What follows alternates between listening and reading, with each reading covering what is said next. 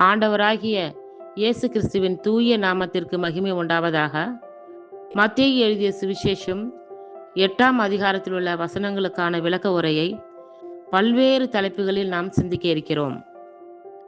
விண்ணரசு பணி. தொழுநோய் உற்றவருடைய நோய் நீங்குதல். இயேசு மலையிலிருந்து இறங்கிய பின் பெருந்திரளான மக்கள் அவரை பின்தொடர்ந்தார்கள். அப்பொழுது தொழுநோயாளர் ஒருவர் வந்து அவரை பணிந்து, ஐயா, நீர் விரும்பினால் எனது நோயை நீக்க உம்மால் முடியும் என்றார். இயேசு தமது கையை நீட்டி அவரை தொட்டு, நான் விரும்புகிறேன், உமது நோய் நீங்குக என்று சொன்னார். உடனே அவரது தொழுநோய் நீங்கியது. இயேசு அவரிடம், எவருக்கும் சொல்லாதபடி கவனமாயிரும். ஆனால் நீர் போய் உம்மை குருவிடம் காட்டி மோசே கட்டளையிட்டுள்ள காணிக்கையை செலுத்தும். நீர் நலமடைந்துள்ளீர் என்பதற்கு அது சான்றாகும் என்றார். நூற்றுவர் தலைவரின் பையன் குணமடைதல். இயேசு கப்பர்நகமுக்கு சென்றபோது நூற்றுவர் தலைவர் ஒருவர் அவரிடம் உதவி வேண்டி வந்தார்.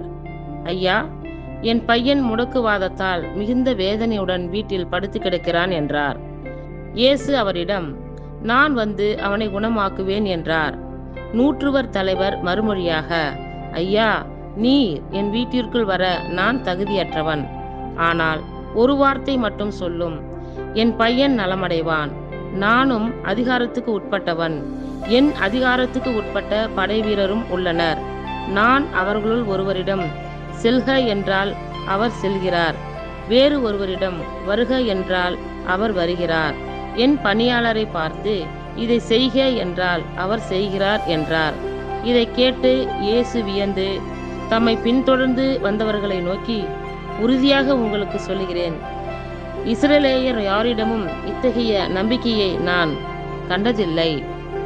கிழக்கிலும் மேற்கிலும் இருந்து பலர் வந்து ஆபிரகாம், ஈசாக்கு, யாக்கோபு ஆகியோருடன் விண்ணரசின் பந்தியில் அமர்வர். அரசுக்கு உரியவர்களோ புறம்பாக உள்ள இருளில் தள்ளப்படுவார்கள். அங்கே அழுகையும் பற்கடிப்பும் இருக்கும் என்றார். பின்னர் இயேசு நூற்றுவர் தலைவரை நோக்கி, நீர் போகலாம், நீர் நம்பிய வண்ணமே உமக்கு நிகழும் என்றார். அந்நேரமே பையன் குணமடைந்தான். பேதுருவின் மாமியார் குணமடைதலும் இயேசு பலருக்கு குணமளித்தலும்.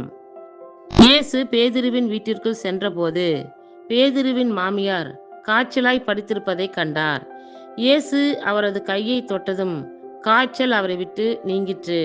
அவரும் எழுந்து இயேசுவுக்கு பணிவிடை செய்தார். பேய் பிடித்த பலரை மாலை வேளையில் இயேசுவிடம் கொண்டு வந்தனர். அவர் ஒரு வார்த்தையால் அந்த ஆவிகளை ஓட்டினார். மேலும் எல்லா நோயாளர்களையும் அவர் குணமாக்கினார்.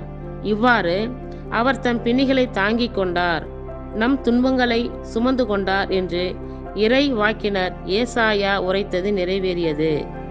இயேசுவை பின்தொடர விரும்பியவர்கள். இயேசு திரளான ஜனங்கள் தம்மை சூழ்ந்திருப்பதைக் கண்டு அக்கறைக்கு செல்ல கட்டளையிட்டார். அப்பொழுது மறைநூல் அறிஞர் ஒருவர் வந்து, போதகரே, நீர் எங்கே சென்றாலும் உம்மை பின்பற்றுவேன் என்றார். இயேசு அவரிடம், நரிகளுக்கு பதுங்கு குழிகளும் வானத்து பறவைகளுக்கு கூடுகளும் உண்டு, மானிட மகனுக்கோ தலை சாய்க்க கூட இடமில்லை என்றார். இயேசுவின் சீடருள் மற்றொருவர் அவரை நோக்கி, ஐயா, முதலில் நான் போய் என் தந்தையை அடக்கம் செய்துவிட்டு வர அனுமதியும் என்றார். இயேசு அவரை பார்த்து, நீர் என்னை பின்பற்றி வாரும், இறந்தோரை பற்றி கவலை வேண்டாம், அவர்கள் அடக்கம் செய்யப்படுவார்கள் என்றார். காற்றையும் கடலையும் அடக்குதல். பின்பு இயேசு படகில் ஏறவே அவருடைய சீடர்களும் அவரோடு ஏறினார்கள். திடீரென கடலில் பெரும் கொந்தளிப்பு ஏற்பட்டது. படகுக்கு மேல் அலைகள் எழுந்தன. ஆனால் இயேசு தூங்கிக் கொண்டிருந்தார். சீடர்கள் அவரிடம் வந்து, ஆண்டவரே, காப்பாற்றும், சாகப் போகிறோம் என்று சொல்லி அவரை எழுப்பினார்கள். இயேசு அவர்களை நோக்கி, நம்பிக்கை குன்றியவர்களே, ஏன் அஞ்சுகிறீர்கள் என்று கேட்டு எழுந்து காற்றையும் கடலையும் கடிந்து கொண்டார். உடனே மிகுந்த அமைதி உண்டாயிற்று. மக்கள், காற்றும் கடலும் இவருக்கு கீழ்ப்படுகின்றனவே, இவர் எத்தகையவரோ என்று வியந்தார்கள். கதரேனர் பகுதியில் பேய் பிடித்த இருவரை நலமாக்குதல். இயேசு அக்கறை சேர்ந்து கதரேனர் வாழ்ந்த பகுதிக்கு வந்தபோது பேய் பிடித்த இருவர் கல்லறைகளிலிருந்து வெளியேறி அவருக்கு எதிரே வந்து கொண்டிருந்தார். அப்பொழுது அவ்வழியே யாரும் போக முடியாத அளவுக்கு அவர்கள் மிகவும் கொடியவர்களாயிருந்தார்கள். அவர்கள், இறைமகனே, உமக்கு இங்கு என்ன வேலை? குறித்த காலம் வரும் முன்னே எங்களை வதைக்கவா இங்கே வந்தீர் என்று கத்தினார்கள். அவர்களிடமிருந்து சற்று தொலைவில் பன்றிகள் பெருங்கூட்டமாய் மேய்ந்து கொண்டிருந்தன. பேய்கள் அவரிடம், நீர் எங்களை ஓட்டுவதாயிருந்தால் அந்த பன்றி கூட்டத்திற்குள் எங்களை அனுப்பும் என்று வேண்டின. அவர் அவற்றிடம், போங்கள் என்றார். அவை வெளியேறி பன்றிகளுக்குள் புகுந்தன. உடனே அக்கூட்டம் முழுவதும் செங்குத்து பாறையிலிருந்து கடலில் பாய்ந்து நீரில் வீழ்ந்து மடிந்தது. பன்றிகளை மேய்த்து கொண்டிருந்தவர்கள் ஓடி போனார்கள். அவர்கள் நகருக்குள் சென்று பேய் பிடித்தவர்களை பற்றிய செய்தியையும் நடந்த அனைத்தையுமே அறிவித்தார்கள். உடனே நகரினர் அனைவரும் இயேசுவை எதிர்கொண்டு வந்து அவரை கண்டு தங்கள் பகுதியை விட்டு அகலுமாறு வேண்டிக் கொண்டனர். இத்துடன் மத்தேயு எழுதின சுவிசேஷத்திற்கான விளக்க உரை முடிந்தது.